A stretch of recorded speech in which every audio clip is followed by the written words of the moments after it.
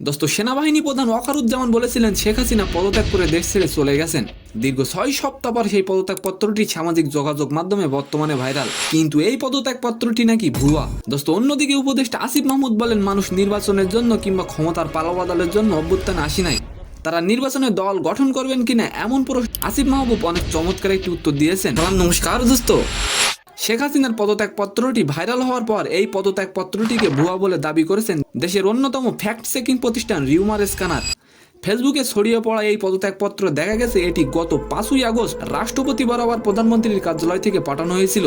দোস্ত, সোমবার 16ই সেপ্টেম্বর একটি বেসামরিক টেলিভিশনের ফটোকার্ড শেয়ার করে রিউমার স্ক্যানার জানায় হাসিনার পদত্যাগ পত্রটি ভুয়া। রিউমার স্ক্যানার জানায় চিঠিতে ইংরেজি 5ই আগস্ট বাংলা 20 শ্রাবণ উল্লেখ করা হলেও সেদিন ছিল মূলত 21শে শ্রাবণ।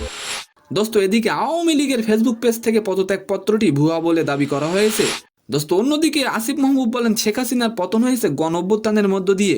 গণ অভ্যুত্থানের এক দফার যে মূল অংশ ফ্যাসিবাদী ব্যবস্থার বিলোপ, আর সেটার জন্য সাধারণ মানুষ অভ্যুত্থানে যোগ দিয়েছিল। দেশের মানুষ তো নির্বাচনের জন্য বা ক্ষমতার পালাবদলের জন্য অভ্যুত্থানে আসে নাই। যদি আসতো সেটা 7ই জানুয়ারি নির্বাচনের আগেই আসতো।